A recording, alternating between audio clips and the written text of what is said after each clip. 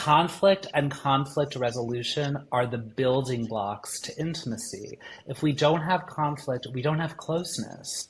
It's how we navigate that conflict that makes all the difference in the world. My name is Fana Asfa, and after doing the backbreaking work to save and reclaim my own life, my passion now is to help others do the same. Since writing my debut book, Sober Daughter, the amount of people that wanted more inspired me to create this podcast. This space is for both real people and industry professionals to share inspiring experiences and usable tools for us all to connect and heal ourselves together. Welcome to Sober Daughter Podcast Season 2, the podcast where we talk all about the good, the bad, and the ugly of deep healing and recovery. I'm your host, Fana Asfa. In today's episode, we'll be deep diving into people-pleasing with Dr. Josh Mirmelli. Dr. Josh is a licensed clinical psychologist and has been working in the field of mental health and addiction for over 15 years. His LA-based clinical practice focuses on depressive and anxiety disorders, trauma, grief, CBT, DBT, and insight-oriented psychotherapy. At the heart of his work lies the compelling commitment to advocate on behalf of those who are seeking a life worth living. I am so happy to have you on, Dr. Josh. How are you? I am so happy to be here. It is amazing to be here. We finally figured out how to record and get on here. We're a team. Thank you so much for asking me, really. It's truly an honor. I'm so glad to have this conversation. And I mean, it's really personal to me, but I just can't imagine how helpful it's going to be. So I just want to dive right in. I'm excited for this episode because I know you've worked in the mental health and treatment space for decades now, and we have mutual colleagues, but I haven't had the chance to work with you yet. And I've heard so many great things, but I've heard that you're just a very straight shooter. I get that because I follow you on Instagram, of course. And your content is so incredible, but it's so helpful and precise and just very to the point. And that's what I wanted to break people pleasing down with. Like, let's just get to the nuts and bolts of this. Let's do it. So people pleasing basically is when we prioritize the preferences, needs, wants of others ahead of our own. It doesn't mean doing something kindly for another person. It means doing something that on the surface appears kind or benevolent to another person at the expense of honoring one of our basic needs or wants. So in fact, people pleasing is a form of self-injury, as I see it, because we're really harming ourselves. And interestingly, there was a recent YouGov poll from 2022, and around 49% of Americans who were surveyed identify as being chronic people pleasers, which is kind of baffling. Yeah, this is something half of us grapple with, which, you know, is reassuring and also terrifying. Literally. So definitely an epidemic that is worth talking about, unquestionably. And the reasons for people pleasing can be multifaceted. You know, it can stem from a fear of abandonment, to how we were conditioned, to trauma, to difficulty dealing with unpleasant emotions. Because on the other side of saying no to someone, oftentimes lies enormous discomfort, fear, and pain.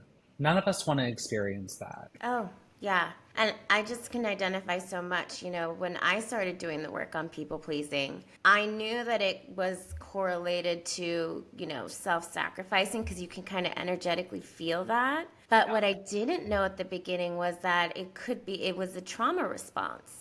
You know, that just hit me so close to home because I grew up as a caretaker for my ill parent. And so I didn't have the space and capacity in the way I grew up to say what I needed or, you know, have my needs met. It just wasn't a priority. I know so many people that I've worked with and over the years that culturally we can come from spaces where we just didn't have the room to really advocate for ourselves and put ourselves first. So it feels terrifying. Terrifying. And I think oftentimes as, kids, when we have needs that are being unmet, Yeah. whatever those needs are, we don't learn to seek out those needs elsewhere. We learn to have fewer needs. And so children who are survivors of trauma of any variety, and certainly cultural factors play a huge role in this dynamic, we really learn to erase parts of ourselves in order to fit into human connection. Mm. And that can be a really difficult pattern and framework to break. But the good news is that there's a lot of hope for us, unquestionably. Yeah, I love that you said that instead of trying to find out how can I advocate for my needs, I make myself smaller. And I I think erase myself. erase myself. Yeah, and that can look like substance abuse, like huge. Hmm. Huge. Substance abuse, self injury, early promiscuity, traumatic reenactments, so many different forms of erasing. And look, I will come out and say it. I'm a recovering people pleaser myself. And thank you. Yes. It has been a journey and still is a journey negotiating where my needs and wants fit into the picture of my life. I'm a father of two small kids. I'm married. I run a full practice. I have a busy, beautiful life.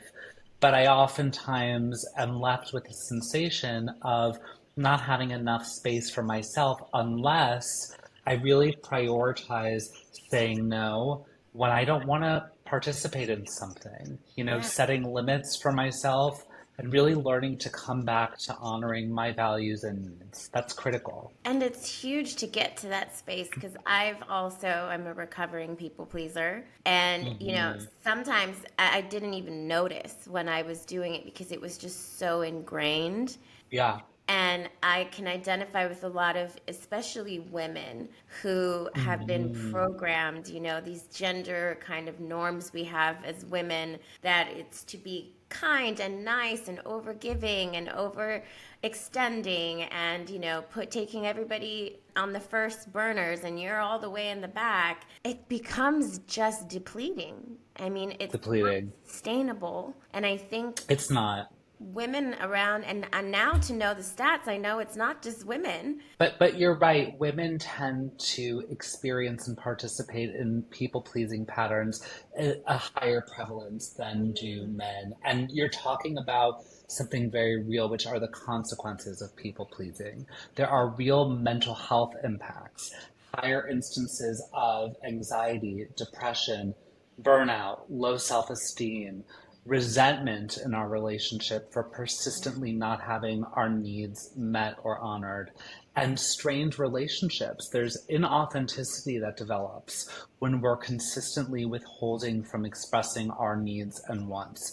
So our partners or whoever we're engaging in don't really get to have a full, honest picture of who we really are. Yeah, 100%. I can see that. And the resentment piece is what sticks out for me too, because, and, Mhm. the recovery work that I help people do is, a lot of times navigating self sabotage. And Yup. Oh, yeah. it's the number one culprit. And what a lot of Huge. it, self sabotage, can stem from this resentment. And I love this phrase. Tell me what you think about it. It's, if you're doing something helpful in regards to just being helpful with no expectations, it's kindness. But if you're Right. doing something with an expectation or an outcome, it's people pleasing, and you're going to end up Yep. pissed off and resentful. 100%. Because what people pleasing really is, and I love that quote, is it's a silent bargaining that we're engaging in with another person. Treat me differently, treat me better, engage with me differently based on me showing up for you in ways that are inauthentic to me. If I say yes to this, the hope is that you'll think differently of me. You'll engage differently with me in some capacity. It's a silence agreement because the other person doesn't know about it, of course. Yes. 100%. And it's almost manipulation. Total manipulation. And what we learn as people pleasers is that a way that we can avoid feeling certain unpleasant emotions temporarily is by being appeasing to others. And for those of us with histories of trauma, this fawning type of response, agreeing, being complicit with the perpetrator to avoid future traumatization or harm, made a lot of adaptive sense. But now, in real time in our relationships today, it's really hurtful to the core of ourselves and it hurts our relationships as well. Yeah, and tell me a little bit more about how you're seeing it in relational dynamics because, when people are healing and they're going through this deep transformational experience, they're trying to reach out and make hopefully healthy relationships with friends and people. But if we still have those old tendencies, how does it hurt our friendships and relationships when we're Mhm. coming in with this people pleasing and this kind of manipulation? That's a great question. I think for a lot of us who are in recovery of any kind, substance abuse recovery, recovery from trauma, recovery from some dependency, we tend to want to act really good and quote unquote behave. And we sometimes translate that into appeasing others. I'm working with someone right now, a client who is in early substance abuse recovery Okay. and attends a 12-step fellowship and is working with a sponsor, somebody who guides them through the steps of this 12-step program. And their sponsor is a bit rigid, a bit coercive at times, arguably a bit controlling. And my client has felt this perpetual need to appease, accommodate, meet the requests and wants of the sponsor. They have a history of letting people down and really feel deep shame about that. Yeah. And what they're finding now is that that's producing an enormous amount of resentment in the relationship, but it's also producing an enormous amount of inauthenticity. They don't feel that they can be vulnerable and transparent and express to this sponsor what it is that they're feeling and experiencing. Yeah. Yeah. So, how I see people pleasing impacting relationships most is we're not really being honest Mm-hmm. about the impact of appeasing consistently on us. We're not really being honest about what our wants and needs are. We're not really being honest when something pisses us off because we're so afraid of being abandoned or rejected. Right. That wound is so strong that it's pervasive and it's impacting the ways that we show up. 100%. And I love that you talk about early sobriety because, and early recovery in any form of healing Hmm. is, we're still kind of navigating who we are and how do we advocate and speak up for Yeah. ourselves. And one of the things that I love to have my clients do is to write out literally what they love and what pisses them the hell off. I Yes. I think for especially for me, I didn't I always try and bring it to an experience I can relate to, but I didn't have room in the culturally the way I was raised and the caretaking to express things I didn't like, things that pissed me off, things that made me upset, and anger Yes. was not a accepted form of an emotion. And so there was a lot of No. suppression and repression happening. And just being able to like lift up yourself and start saying, I actually don't like going to sushi. I actually don't Hmm. like Hmm. going out on Sundays because that's my self care day. Just starting to understand like voicing ourselves and getting into our needs and wants because if it's anything like me, I thought I was needless and wantless. Yes. And you probably were for a period of time in order to adapt and accommodate your relationships.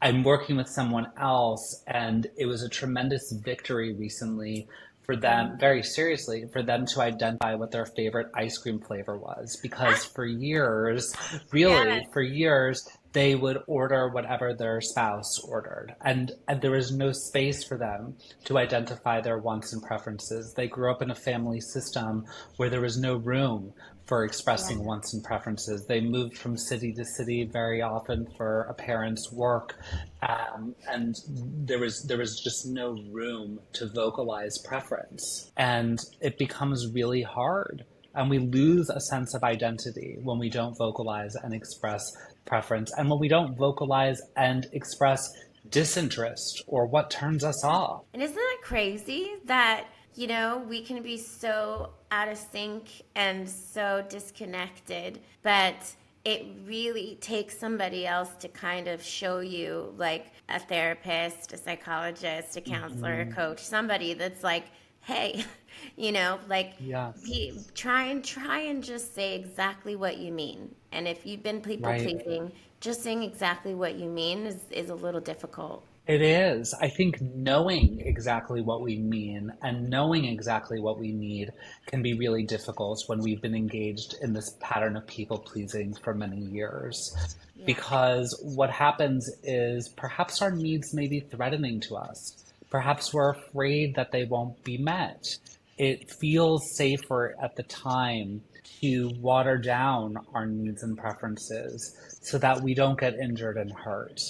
But Mm. ultimately, we're rejected either way because we've never had the chance to really vocalize, express to others a manuscript for how we ought to be treated. People are left clueless. Yeah. A manuscript for how we should be treated.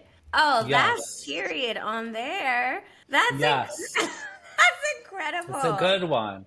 It's It's a a good good one. one.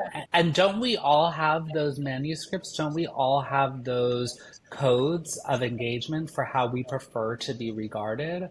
We do. But not all of us are conditioned and reinforced where it's safe to be able to express those needs and preferences. In fact, it may be very threatening within our family systems to be able to express those needs and preferences. I work in my practice a lot with the LGBTQIA plus population. As a gay man myself, one of the things that many of us learn to do is because we fear rejection for our identities so much, we might be excessively accommodating in other areas of our life. We might be excessively agreeable because we don't want to lose the love, the adoration, the support, the care from others. And we're afraid that our differences will, rock the boat in that relationship and that we have to kind of compensate somehow. So I imagine that people pleasing patterns may be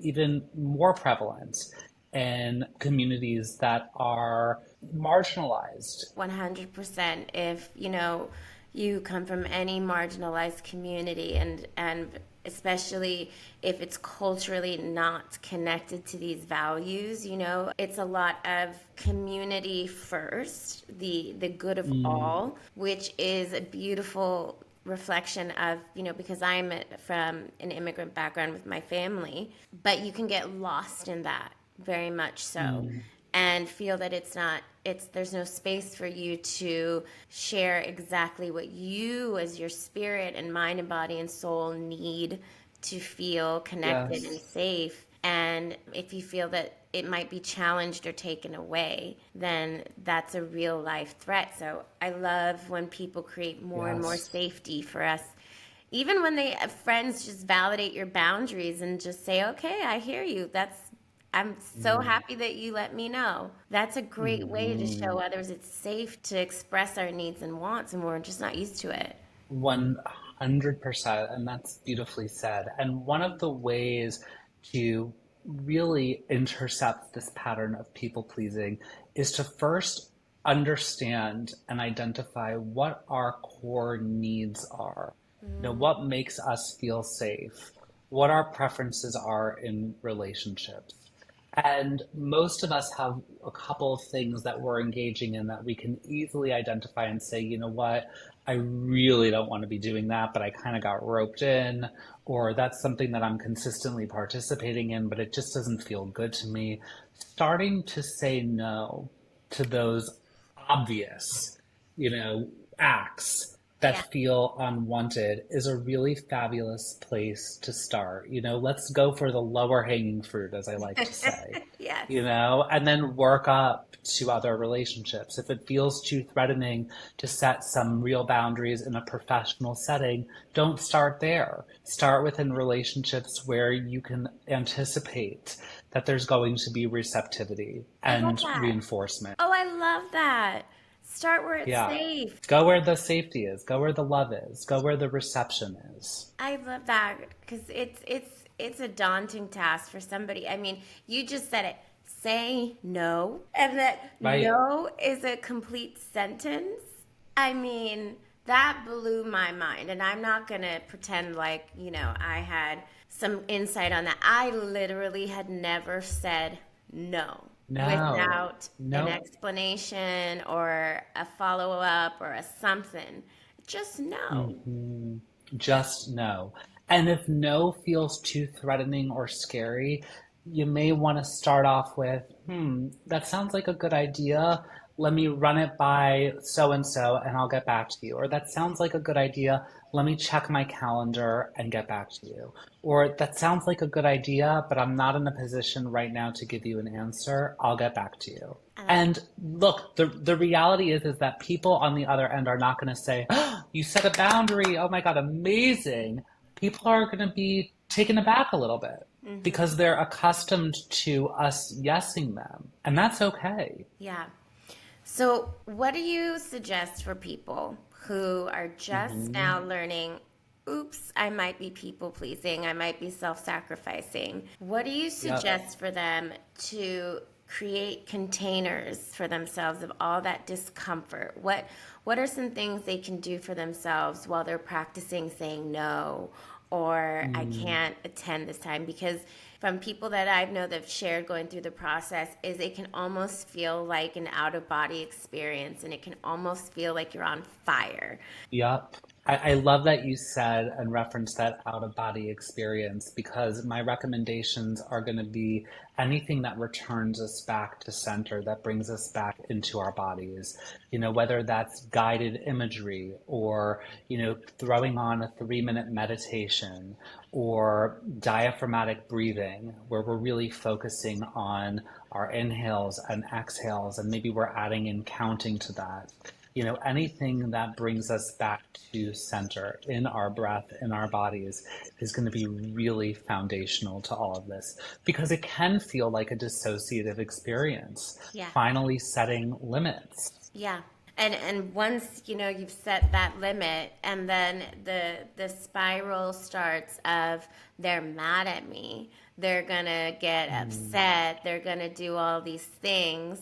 Do you have people practice any reframes or any kind of Hmm. mantras that they can kind of like start to regulate and get used to, because this was part of the experience as well, getting used to not being liked all the time. Well, that's just it.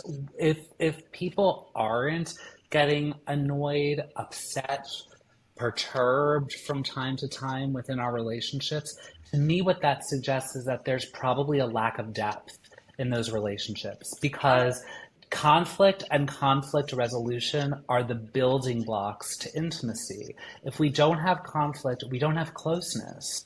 It's how we navigate that conflict that makes all the difference in the world. So I look at it as a blessing that another person is getting annoyed or perturbed or upset. How we navigate that makes a whole lot of difference. But to me, that suggests, wow, this is authentic. This is real. I need to, one more time, that conflict is needed in connection. Conflict and connection go hand in hand. And conflict and conflict resolution are the building blocks to intimacy and closeness. They're vital for our relationships.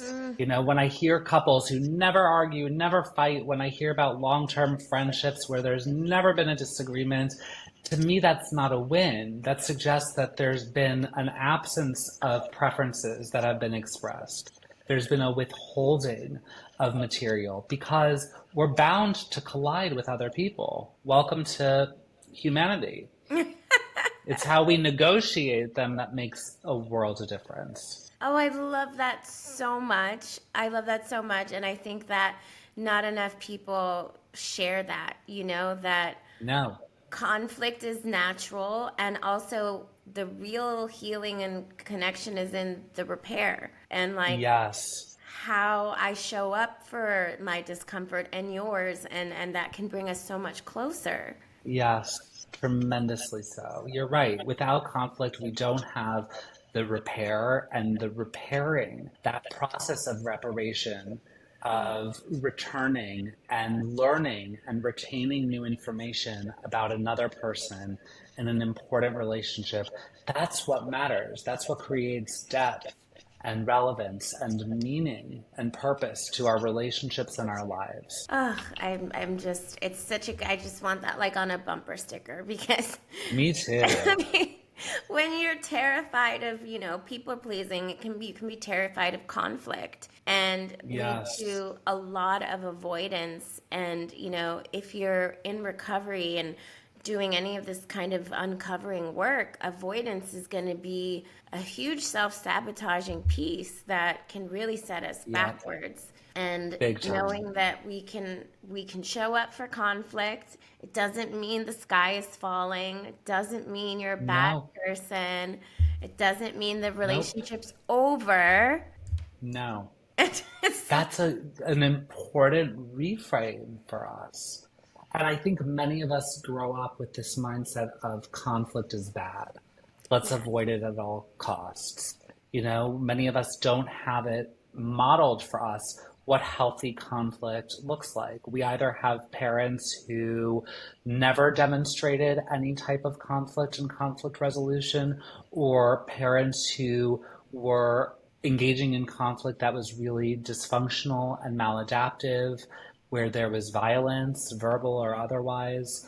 And in either direction, we lose access to understanding how vital a piece of relationships conflict, healthy conflict, really is. So when we're struggling with this fear of, does this person hate me? Is the relationship over?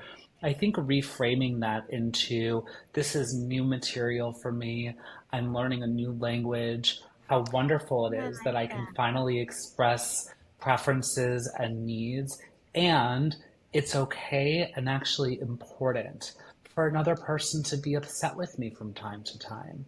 That's how Yes. depth and meaning is created within relationships. I love it. I think that is just, it is something that is never, it almost feels like an aha moment because cognitively, so many people know that, but to get the validation that conflict is okay, conflict is depth, and actually giving ourselves grace to say, I'm trying a new thing. It's gonna feel Yes, bumpy, it's gonna feel scary. totally. And I think again you landed on a really brilliant point. Many people think, okay, I'm ready to start setting boundaries. I'm ready to arrest this pattern of people pleasing, and they envision themselves speaking, like Brene Brown would.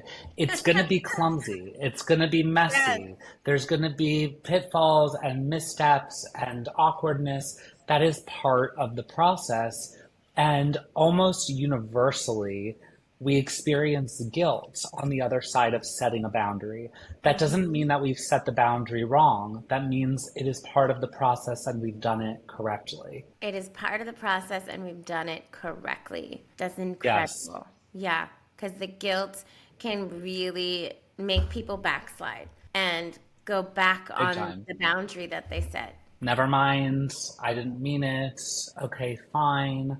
All of these are self betrayals that further bring us into this spiral of people pleasing and self injury. It's so good to, to talk about these things because I think as a collective, a lot of us are starting to learn that the more we heal ourselves and really take good care of ourselves, the better our relationships are, the better our Yes. surroundings are, and the more we can actually help. Because I know that intention in people pleasing can be really great. I want to help, I want to be Hmm. there for people, but it's misaligned and it actually depletes us. So if we're like, I like to always help, like spiritually, if we are energy and I am just giving and overextending of all my energy, I am depleted and I'm going to show up in a kind of cranky, crunchy way.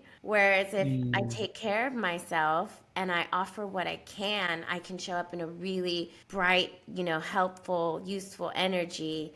And so the interaction is that much better and more honest and connected. Exactly. It's the equivalent of putting on the oxygen mask first, so that our own oxygen mask first, so that we can give back to others. I remember being a little boy and flying on an airplane, and they were doing the instruction on flight safety, in the beginning of a flight. And they talked about, in the video or whatever, a parent putting on the oxygen mask themselves first and then putting it on a child. And I remember being a young boy and thinking, well, that doesn't seem right. There's something kind Hmm. of selfish here. Maybe that was an indicator that I would later develop into this people pleaser. I should have listened then. But I think we're socially sanctioned to believe that it's wrong to attend to our needs first, that it is selfish to attend to our needs first. Yes. And I'll argue that it's selfish to not attend to our needs first, because what will invariably happen is it will lead to resentment, it will lead to loss, it will lead to inauthenticity, it will lead to hurt, it will lead to dysfunctional conflict. That is so spot on. That is so great. Is actually selfish to not work on ourselves. That's huge takeaway because there's a lot of backlash to anything that's healing or therapy or all these things. Is a lot of cultures can say it's very selfish or why are you focused so Mm-hmm. much on yourself? And I Mm-hmm. I love the reframe of that. Well, it's selfish for me not to. Yes, Selfish for because me that not. translates into a whole slew of interpersonal hurdles. We're not our best selves in our relationships. We can't give in ways that we would ordinarily give if we're not Yeah. giving to ourselves first. So So my critical. advice for listeners is start small. Really work on self-compassion too, as you're navigating moving from this people-pleasing pattern and framework. It's not going to happen overnight, but really identify your needs. What's most important to you on a personal level, what's most important to you interpersonally, and start saying no to these kind of lower hanging fruits, the things that intuitively are misaligned from what you want for yourself. And then build up from there. I love it. Just keep giving them stuff to try and practice because it is a daily redirection as from Indeed. it's little by little and it is something that so many of us struggle with and so many of us have to challenge this kind of inner thought of wanting to deplete first and then take care of ourselves later. And it's gonna be this huge flip of like, let me take care of myself first, and then I can take care of everybody that I love in a really healthy way. It's the only way to have sustainable relationships. I love it. Thank you so much. It is my pleasure. Thank you so much for having me. Such an important topic that is near and dear to my heart. So it's been a joy. Thank you, Fauna. Oh, I loved having you on and I wanted to let people know how can they connect with you outside of this podcast. You can search for me on Instagram at Therapy with Dr. Josh, DRJOSH. You can also search for me online at Therapy with Dr. Josh, DRJOSH.com. And follow that Instagram because I'm telling you, it's so good. I love it so much. If you guys want to follow me and see what the hell I'm being up to, you can follow at Fauna Asphalt on all socials. And if you want to stay up to date with the podcast, follow at Sober Daughter Podcast. And I want to thank you all again for joining us for another episode of Sober Daughter. Be sure to tune in next week. We'll have another incredible guest sharing inspiring experiences and usable tools for us all to heal and empower ourselves together. And as always, remember, be kind to yourself, be kind to others, and do the good work.